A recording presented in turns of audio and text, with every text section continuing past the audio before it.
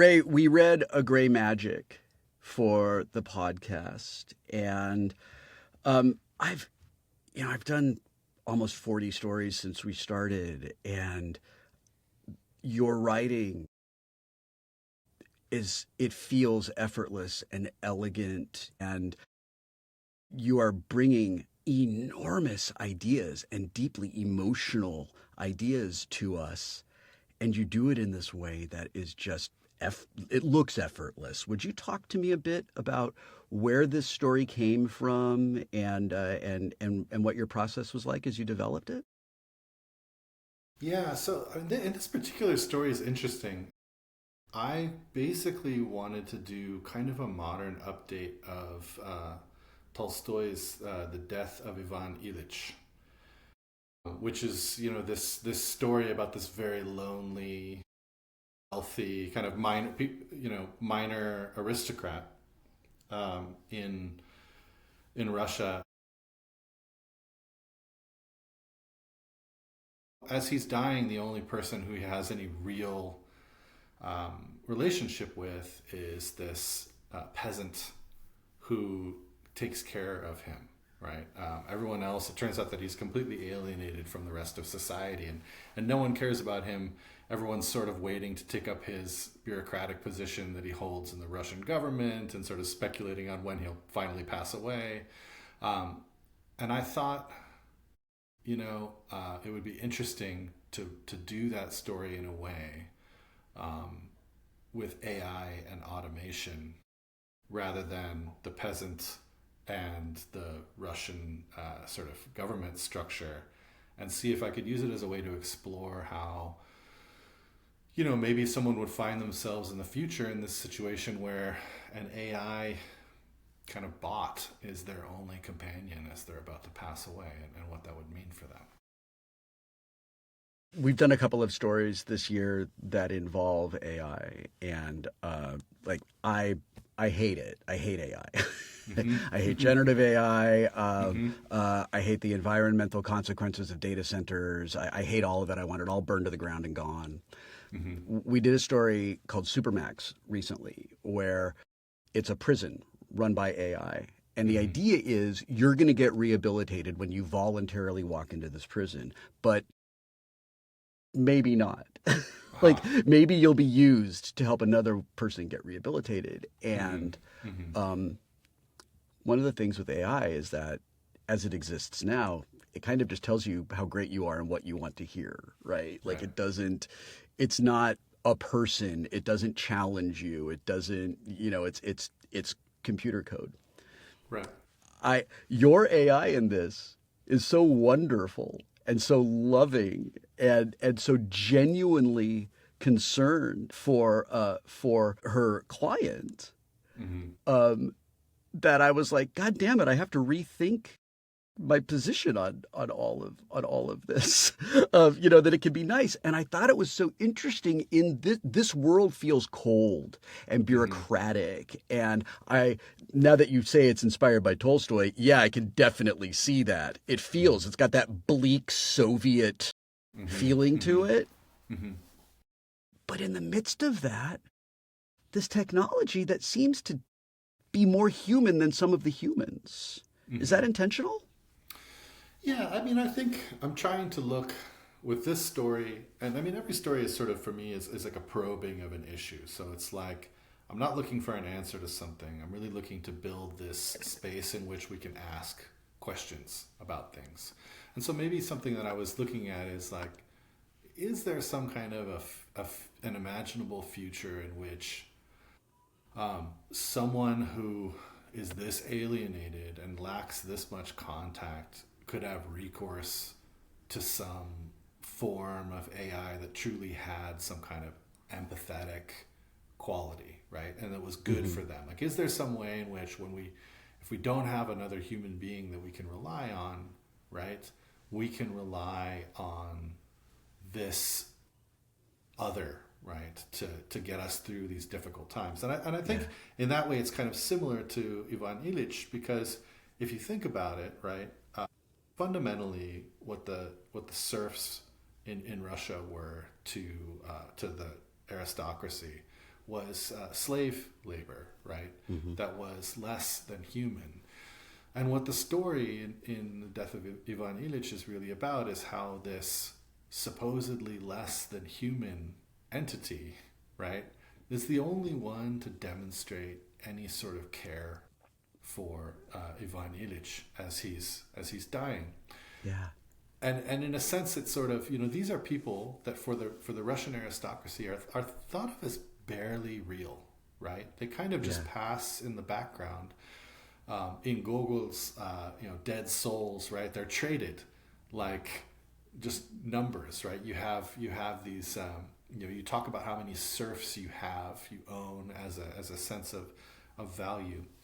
And I was thinking that this is akin in some ways to the way that we think about these, AI creations as this kind of pseudo-human things, right? That we can use and discard as we see fit. And of course, they're not conscious, and I'm not buying into any sort of argument that they'll be conscious. And I don't think that the story does that either. What it presents is, a construct that is capable of demonstrating some kind of care. I think the reason to hate AI more than anything else is because it's just so deeply embedded in our corporate systems, right? Like all it is like this rapacious capture of creative energies, and then it's spat back out at us in this really low grade level. So it takes from creative people and gives us this kind of pseudo creative slime in response, right? And I think we call it slop for very good reasons. Yeah, exactly. It just kind of extrudes this bland language. And you have a story here where you've made me actually not hate AI. Like, that's wild. I mean, if it's the job of the author to challenge the reader and force us to make the choice that something we hate might not be as hated as we think it is, like that's, I wish you hadn't done that. Well, I guess I'm thinking of a world where maybe, she's trapped in corporate structures. But what's maybe, suggested in the story, and I purposefully leave this kind of low resolution, but what's maybe suggested in the story is that, in a sense, this may not be a corporate thing, right? Like the AI is provided to her as a kind of benefit, as an aid, as something to help her through a very difficult time in her life, and something to make the world slightly less bleak, right? It's so interesting to me that in this world where I feel like people are reduced to numbers, they're humans are lines on a balance sheet. It's like it's the natural conclusion of capitalism, that there is a ministry within this government that puts something out into this world that costs money and resources and everything, and it's genuinely helpful. Genuinely helpful for her. When she's dying, why can't they do that when people have their entire lives ahead of them? This is the question, right? Yeah. I'm sorry. I'm not challenging you. I'm telling you what I am going through as I experience this. When Gabrielle and I were talking about this as we were getting ready to tell this story, we had went through all of it and sort of were like, we have this moment where we're like, I saw this and I saw this and did you notice this? And we got to the end and she was like, so she's dead, right? And I was like, wait, what? Yeah, she lies down and she dies. Sure. Yeah, that's absolutely, that's how it could be. But in my head, I was like, no. She goes to sleep. She has a great night's sleep. She gets up the next day. She calls off from work. She goes to the aquarium. She spends the rest of her life, which is not that long, really just being happy at the aquarium and like communing with the octopuses and stuff. And I don't know if that's right. I don't know if this is tragic or if there is like the suggestion of a happy ending. You do not have to answer this. But would you? Like, how did you end this? Is it deliberately ambiguous? Or am I just working really, really hard to not feel sad? No, I think she dies in the Okay. end, right? Gabrielle is Yes. cheering from the other side of the glass. It's not a contest. Uh, okay. Yeah. Okay. God, dude, that's Yeah. It's beautiful. It's beautiful that she. Okay. I'm really happy that at least she gets to die not lonely, looking forward to something. Hmm. Oh, man. Now I need a minute. Okay. I have some questions that I ask everybody. These Sure. are these are questions that uh, are are about like process and stuff. I'm doing my best to be a writer, and when I have the incredible privilege to speak to you and your colleagues, I have this great learning opportunity. So, if I may, I would love if I could pull a little bit of your knowledge and experience out of you. Would you talk a little bit about your process and where you land on that spectrum from outlining to pantsing? Um, so, I in general, the way that I write is I get up very early in the morning and I sit down at my laptop and I start by editing usually what I've written the day before. And I probably spend half or more of the time that I'm writing in the morning actually editing sentences that I've already written the day before adding on to kind of the end of them. And in a way, that's a built-in way of structuring what I'm about to write, because I'm going back and I'm looking at the architecture that I've already sort of built. But I have a friend, Andy Dudak, who got asked this question, and I think he answered it in a way that reflects my own process best. Someone said, "Are you an architect or a gardener?" Right? And he said, "I garden in the ruins of my own architecture." Wow, things I wish I'd come up with. Right? Yeah. Dang. I have to make sure I credit him with Yeah. that because it's just so good. It's And I feel like, yeah, that makes yeah, so much sense.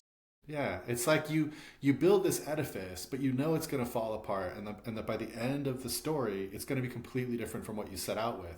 But you don't set out with nothing in mind, right? You still are trying to plan. You're trying to build this, great, structure, and then you just end up kind of working with whatever it is that end up with, and each phase kind of evolves. And I sort of like this metaphor that Andy comes up with here because it's evocative of the way in which I think ruins are more beautiful than the buildings they once were in a way. And that's kind Mm-hmm. of how a piece of fiction should be as well. Is kind of, uh, you know, a shell of maybe what the initial idea it was, right? Because you're never going to really quite get to that complete idea, but that shell and those with those missing pieces and that fragmentary kind of nature, in some ways, just itself is more beautiful, right? And I And think, there's always in ruins, we always find flowers growing where they never would be planted. yeah, We yeah, yeah. always see animals nesting and sheltering in places that they would not have been allowed to when it was still a structure. I I feel like there's metaphor in that as well Yeah, for the creative yeah, process. yeah. I think there is because ruins are full of surprise, right? Yeah. Whereas architecture really is, in a sense, I mean, you can think about architecture as architects often do as a sort of way of building with light, right? That they're supposed to move throughout the day, and the building is supposed to change in different lights, but they are fundamentally static, right? But ruins are not static, and ruins are filled, like you said, with these unexpected moments, animals in them. I can remember sitting in Athens in the ruined like Athenian like theater and just watching like this turtle crawl past this tortoise crawl past through the poppies, right? And yeah, they give you a more of a sense too of human sort of the futility of our permanent structures, but the way in which they kind of last in these unexpected ways. There's something very evocative about it. How much of a gray magic is ruins? How much is the original blueprints? Well, I set out with this idea that I'm going to try to kind of channel Tolstoy in this modern sense, but you can't stick to that for very long. Like I didn't. I went and I reread The Death of Ivan Ilyich. I'm very lucky because I can read in Russian, and so I get to read these things in the original. And Tolstoy is one of these authors that Wow. doesn't translate very well into English. And so I reread the story, but I didn't sit there and then map it out and think this is what I'm going to do instead of this thing he did. What I did was try to take the feeling that it gave me and bring that into like this modern moment and sort of just kind of speak, like have a conversation with Tolstoy over the centuries about this idea of being saved by something that you would think of as an inferior, right? Coming to see it as sort of better than human in some sense compared to what you're dealing Right. with around you, Of right? course. Yeah, yeah, yeah. Um, Again, I find myself having sympathy for the concept of an AI therapist, and it bothers me so much. This is gonna live in me for a little bit. I might have to write my own thing to work out what I'm experiencing. Um, you're a prolific writer, and you have a background in the State Department, which surprised me. I didn't know that. Which came first?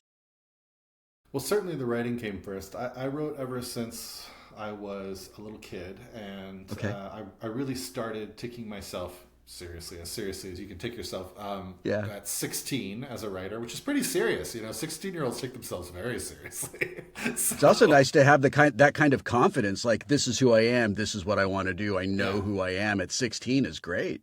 yeah. So I kind of started from this point of being, I want to be a writer. And then uh, I had to go to work and support myself and do all these other things. And it seemed like the writing was never going to fully work out, right? But I kept at it.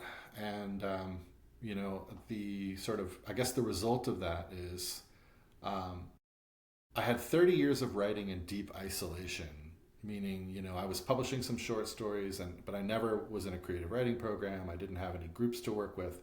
And after, when I was 27, I went overseas and I joined the Peace Corps, and I lived abroad for about 20 years after that.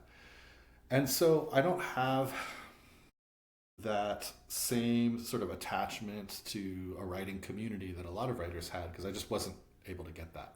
Instead, I have this very long, lonely road to what I call it the 30-year road to overnight success, because I started at like Preach about the 30-year overnight go. Yes. right. So it was, Every time I hear blah blah's an overnight success, I'm like, no, they're not. yeah, They've been exactly. working at this for decades. Exactly. So started at 16, published The Mountain and the Sea at 46, right? So literally 30 years before I got any kind of real recognition for my work, although I, of course, short stories and things like that beforehand. Um, but yeah, and it just, you keep plugging away, right? I mean, that's the thing. Like, I thought of myself as a writer. I wish if I had something that I could tell that 16-year-old kid, I would say, don't think of yourself as a writer, just write. And give up that whole idea of being a writer or what that means or what that should feel like, because all of that is kind of Like, a being a lie. writer means you go to you hang out with writers, you Right. go to groups, you try to get into Clarion, you do Yeah. that. Right. Yeah. You have a Now that you status. Sure. Now that you, I mean, you're respected, you are accomplished, you are prolific, and you're awarded. Like, has that changed at all for you? Do you go would you go to like Worldcon or one of the, or BookCon or something like that, and like feel cool and chill with other authors, or do you prefer to just kind of keep it the way it's been? I mean, so I remember when I won the Hugo for The Tusks of Extinction, I had two distinct feelings of relief. One was that I had been dealing, of course, especially as someone who was so outside of all of that, with this feeling of imposter syndrome, right? And a very deep feeling that I just somehow didn't belong here among these writers. And Relatable. yeah, right? But I think everyone has it to a degree. Some of us more than others, right? And then some have the opposite, like they think they belong everywhere, even if Yeah. they haven't earned anything, which is like Yeah. I wish They're I could. delightful. Yes, They're not exhausting at all. no. um, I I think though, that I won I heard my name. I actually never heard. I cannot recall hearing my name. All I heard is the Tusks of Extinction by, and then I just kind of blanked out. But two things that I got from that moment. One was that feeling of not belonging, that feeling of imposter syndrome, actually did go away completely, That's great. and it stayed away. It's gone. Wow. So I suddenly So became you're much saying more. there's hope. Yes, there is hope. There is hope. And Great. I thought that would not happen, but it absolutely did. Yeah. And then I that's had a awesome. thought. And then I had a thought, and the immediate thought I had was, well, I'm so glad that I won the Hugo the first time I was nominated for it, because now I never have to come to a Worldcon again. That's me in San Diego Comic Con. Right? So It's like, thank God I don't ever have to go again. Oh, I'm Yeah. done. I'm done being in the movies and series that happen at Comic Con. I don't ever have to go to Comic Con. Boy, do I totally. I knew there was a reason I related to your writing so well. I feel like maybe we have maybe we were decanted in adjacent labs. Yes. Our personalities were established. What you have a baby, a 1 month old, so I imagine you have very little discretionary time. But Yeah. if you do you have time? Are you reading or listening to anything right now that is that's bringing you joy? I am. I actually am rereading John Dos Passos' USA trilogy, which is just an amazing piece of modernist literature. Kind of, he's one of the more overlooked writers of the Lost Generation, I think, and Oh, okay. he's, unlike Hemingway, not become like a cultural icon.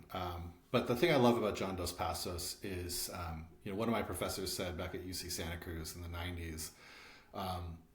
John Dos Passos and Hemingway are like two opposites in the same sort of the same sort of poles. The two polar opposites, right? We'll say, in writers.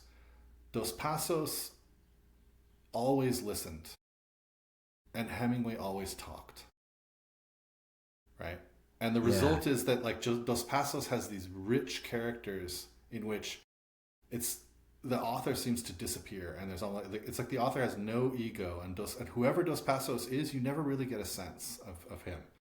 Whereas like Hemingway stories, and Hemingway writes beautiful sentences, but his stories are like that scene in Being John Malkovich, where John Malkovich goes into John Malkovich, and everyone is John Malkovich. Right. Yeah. I love Hemingway, but when I read Hemingway, I'm like, this is very Hemingway. Yeah. It's like Yeah. when I read William Burroughs.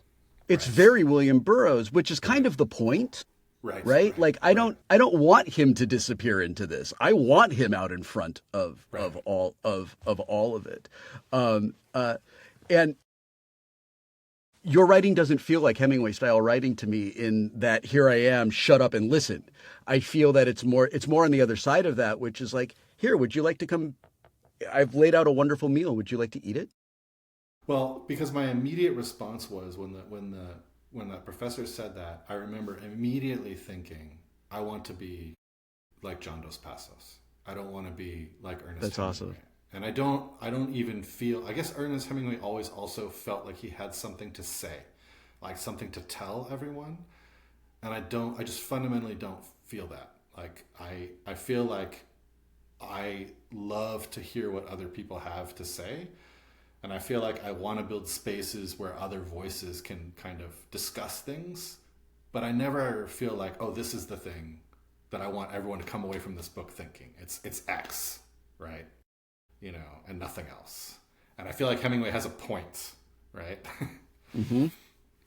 Sometimes when I am writing, I find myself watching the scene that I'm writing, and I'm just trying to keep up with it. I'm just transcribing it. I'm just like listening to these people talk, and I'm noticing the details that are important to them, and I know I'm going to fill in the other stuff later.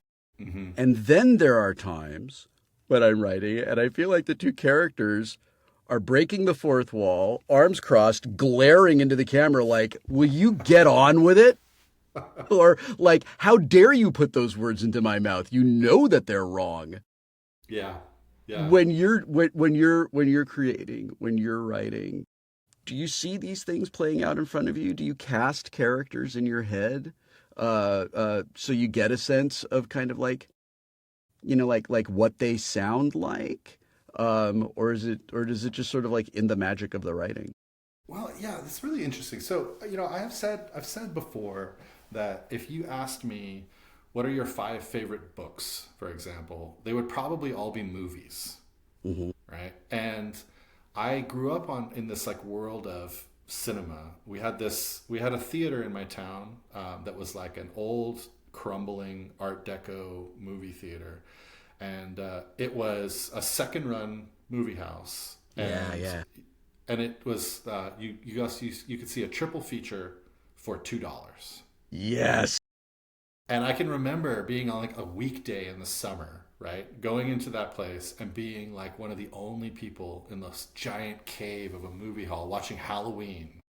And during the quiet parts of Halloween, you could hear the rats in the balcony fighting over like bits of candy on the floor.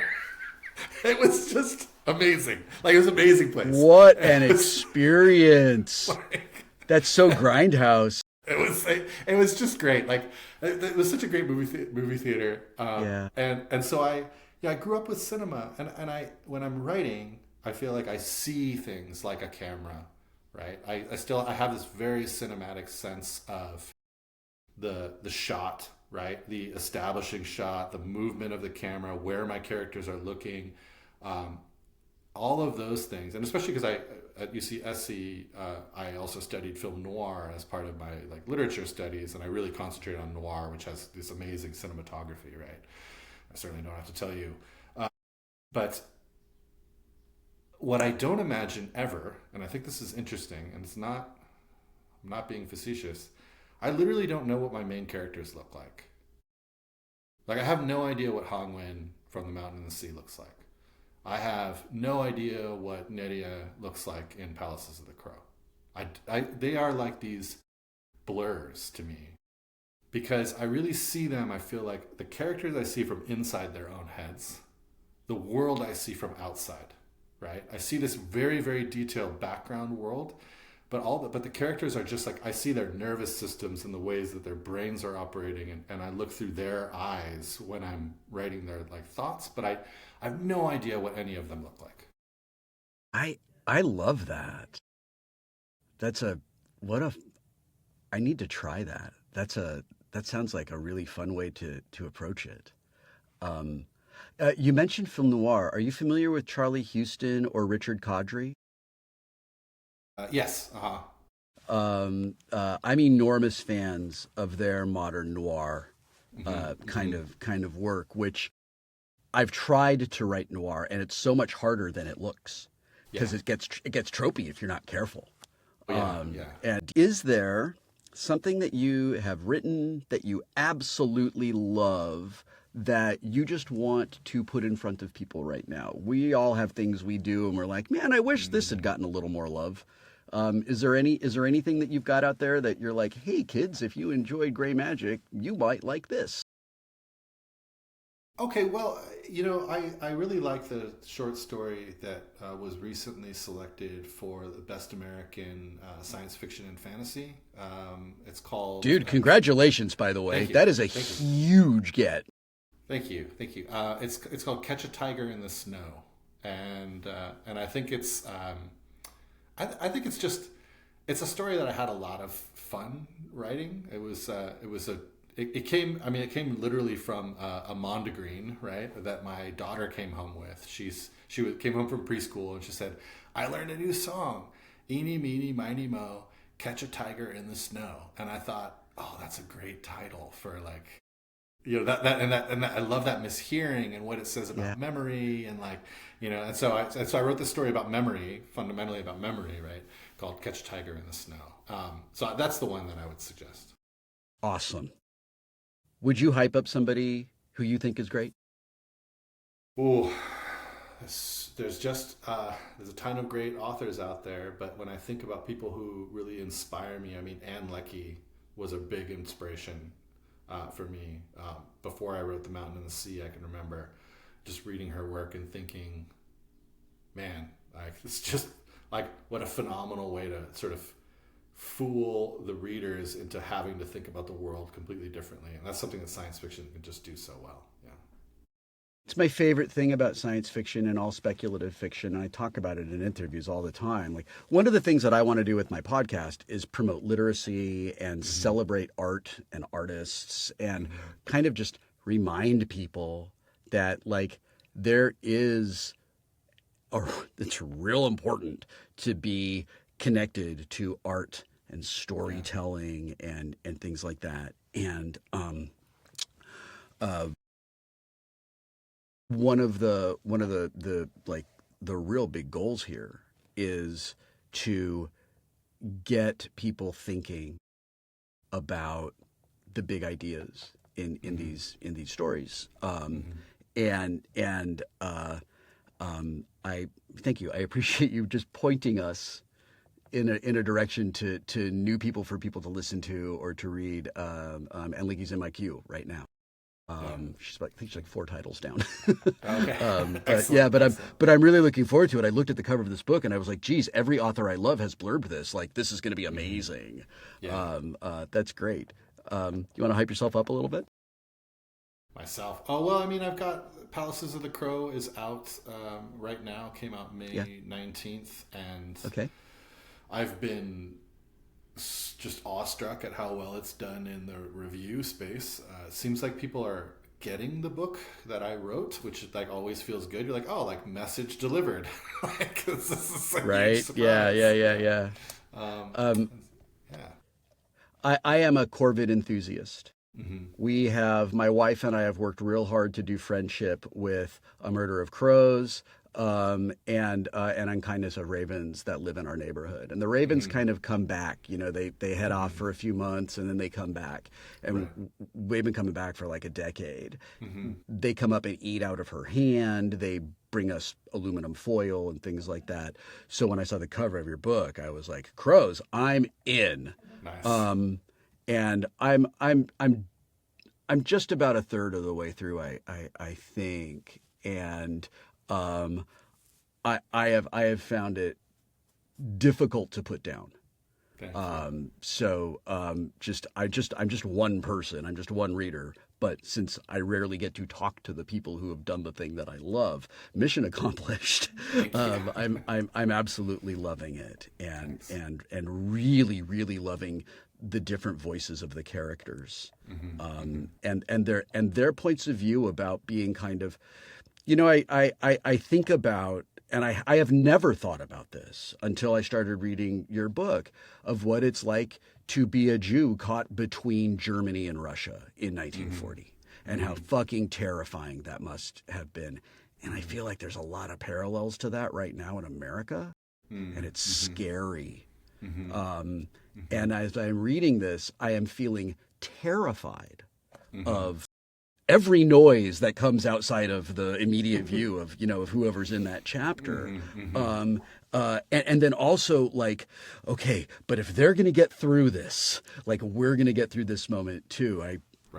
I just feel like you're doing important work. Thank you. And I'm on behalf of people who will not get to sit across from you and say thank you. Thank you. Thank you, Will. Where can we find you online?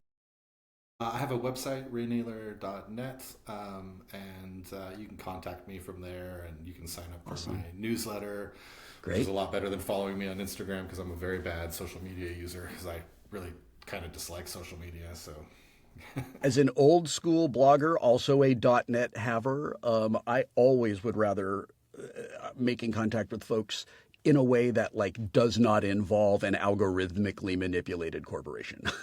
I love it if I can be like, look, if you want to check out my stuff, talk to me about it and I'll tell you. Yeah. So I want to know where we can go directly to the source. Because there's nothing more frustrating than following somebody you think is great on one of the social networks and then the algorithm's like, you don't want to see that. Right. What you want to see is this Exactly. thing that makes you mad. Like, Yeah. but I really don't. I Yeah. would really rather see the pet pictures, but okay, Yeah. thank you.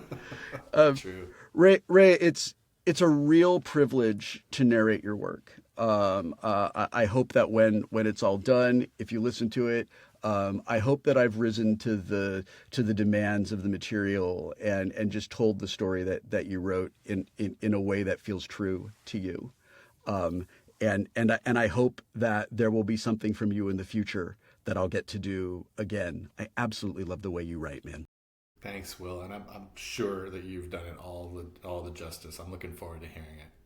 I Wonderful. appreciate it. Ray Nayler, you are amazing. Palaces of the Crow is your latest release. I presume it is available everywhere you get your books. If I could encourage people to go to bookshop.org, if they do not have a friendly local bookshop. But to read it is the thing, right? Yeah, So absolutely. hopefully you have made new fans today who will now be diving into your catalog. So hopefully we'll see you again.